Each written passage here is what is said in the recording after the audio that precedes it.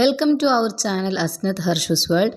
അപ്പോൾ ഇന്ന് ടേസ്റ്റി ആയിട്ടുള്ളൊരു പാസ്ത റെസിപ്പിയാണ്. അതെങ്ങനെയാണ് തയ്യാറാക്കാൻ നോക്കാം.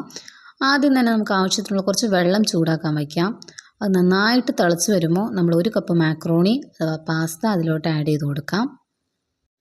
ശേഷം നമുക്ക് ഇതിലോട്ട് ആവശ്യമായ ഉപ്പും ആഡ് ചെയ്ത് കൊടുക്കാം.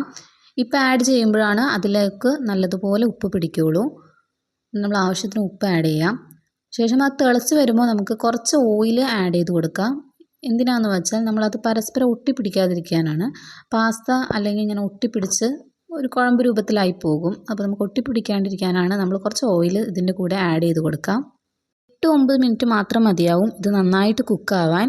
കുക്കായതിനു ശേഷം നമ്മൾ ഈ വെള്ളം പോവാൻ ഒരു അരിപ്പയിലോട്ട് മാറ്റി വയ്ക്കാവുന്നതാണ്. ഈ ഒരു പരുവായി കഴിയുമ്പോൾ അത്യാവശ്യം നല്ലതുപോലെ വെന്തിട്ടുണ്ട്. നമുക്കിത് മാറ്റി വയ്ക്കാവുന്നതാണ്. ഇനി നല്ലതുപോലെ കുക്കായി വന്നിട്ടുണ്ട്. നമുക്കിത് വെള്ളം പോകാൻ മാറ്റി വയ്ക്കാം. വേറൊരു ഫ്രൈ പാനിൽ 2 ടീസ്പൂൺ വെളിച്ചെണ്ണ ആഡ് ചെയ്യുക. വെളിച്ചെണ്ണ ചൂടായതിനു ശേഷം നമ്മൾ ഒരു ചെറിയ കഷ്ണം ഇഞ്ചി, 4 വെളുത്തുള്ളി, അതുപോലെ ഒരു ചെറിയ പച്ചമുളക് ചെറുതായി അരിഞ്ഞത്, പിന്നെ ഒരു ചെറിയ സവാള ചെറുതാക്കി അരിഞ്ഞത് ഇതിലോട്ട് ആഡ് ചെയ്ത് കൊടുക്കാം. അത് കഴിഞ്ഞ് അത്യാവശ്യം നല്ലതുപോലെ മിക്സ് ചെയ്യാം. ബ്രൗൺ കളർ ആവണം എന്നില്ല, എന്നാലും ആ പച്ച മണം മാറുന്നത് വരെ നമുക്കൊന്ന് മിക്സ് ചെയ്ത് കൊടുക്കാം. അത്രയും മതിയാവും.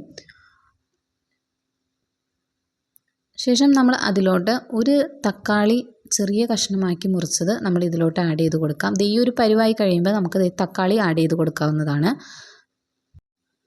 അത് കഴിഞ്ഞ് 2 ടീസ്പൂൺ ടൊമാറ്റോ സോസ് കൂടി ഇതിലോട്ട് ആഡ് ചെയ്ത് കൊടുക്കാം.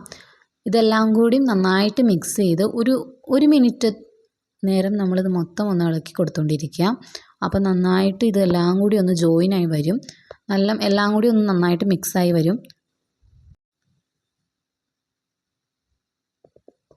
നമുക്കിത് എളുപ്പത്തിൽ തയ്യാറാക്കാവുന്ന ഒരു റെസിപ്പിയാണ്. അതുപോലെ നല്ല ടേസ്റ്റുമാണിത്. നമുക്കിത് സോസിൻ്റെ കൂടെയും കഴിക്കാം, അല്ലാതെയും കഴിക്കാം കേട്ടോ. ഇനി നമുക്കിതിൻ്റെ ആവശ്യത്തിനുള്ള മുളക് പൊടി ആഡ് ചെയ്ത് കൊടുക്കാം. ഇത് എരിവില്ലാത്ത മുളക് പൊടി ആയതുകൊണ്ടാണ് ഞാൻ 3/4 ടീസ്പൂൺ മുളക് പൊടി ആഡ് ചെയ്യുന്നത്. നിങ്ങളുടെ എരിവിനനുസരിച്ച് നിങ്ങൾക്ക് ആഡ് ചെയ്യാവുന്നതാണ്. ശേഷം ഒരു 1/4 ടീസ്പൂൺ മഞ്ഞൾപ്പൊടി, അതുപോലെ പെരിഞ്ജീരകം പൊടിച്ചതിൻ്റെ പൊടിയാണ് ചേർക്കുന്നത് കേട്ടോ. അതൊരു 1/2 ടീസ്പൂണാണ് ചേർക്കുന്നത്.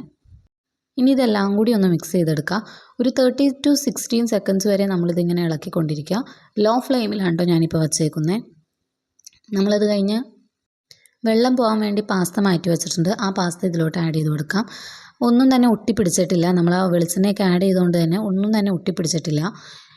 പിന്നെ ഗ്രേവിയിലോട്ട് ആവശ്യത്തിനുള്ളൊരു ഉപ്പ് ആഡ് ചെയ്യണം. എൻ്റെ വീഡിയോ ഒന്ന് സ്കിപ്പായി പോയതാണത്. നമ്മളിതെല്ലാം ഫുള്ളി ഒന്ന് മിക്സ് ചെയ്തെടുക്കാം.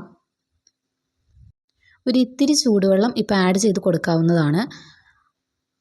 നിങ്ങളുടെ എരിവിനനുസരിച്ച് ഇപ്പോൾ കുരുമുളക് പൊടി ആഡ് ചെയ്യാവുന്നതാണ്. അപ്പോൾ നമ്മുടെ എരിവ് കൂടണം എന്ന് ഉള്ളവർക്ക് നമുക്കിപ്പോൾ ഇവിടെ ആഡ് ചെയ്ത് കൊടുക്കാം. ഞാനൊരു ഇത്തിരി കുരുമുളക് പൊടിയും കൂടി ആഡ് ചെയ്ത് കൊടുക്കുന്നുണ്ട്. ഒന്ന് മിക്സ് ആക്കിയതിന് ശേഷം നമുക്കൊരു ഫ്ലേവറിന് വേണ്ടി ഒരു ഇത്തിരി മല്ലിയില കൂടി ആഡ് ചെയ്ത് കൊടുക്കാം. അപ്പോൾ നമ്മൾ ഞാനൊരു ഇത്തിരി വെള്ളം കൂടി ഒഴിച്ചിട്ടുണ്ട്. ആ വെള്ളം കൂടി ഇതെല്ലാം ഒന്ന് മിക്സ് ചെയ്ത് വറ്റി വരണം. അപ്പോൾ നല്ലൊരു ടേസ്റ്റ് ആയിട്ട് നമുക്ക് കിട്ടും. നല്ലൊരു ടേസ്റ്റി ആയിട്ടുള്ള പാസ്ത നമുക്ക് റെഡി ആയി കഴിഞ്ഞു. കുറുകി വന്നു കഴിഞ്ഞ് കഴിയുമ്പോൾ ഈ ഒരു പരുവാകും. നമുക്കിത് സോസിൻ്റെ കൂടെ, ഞാൻ നേരത്തെ പറഞ്ഞ പോലെ സോസിൻ്റെ കൂടെ നമുക്ക് കഴിക്കാം, അല്ലാന്നുണ്ടെങ്കിൽ വെറുതെയും കഴിക്കാവുന്നതാണ്. നല്ല ടേസ്റ്റാണ്. വേഗം തന്നെ നമുക്ക് ഉണ്ടാക്കാൻ പറ്റുന്ന ഒരു റെസിപ്പിയാണ്. എല്ലാവരും ട്രൈ ചെയ്തിട്ട് കമൻസിൽ അഭിപ്രായം അറിയിക്കുക.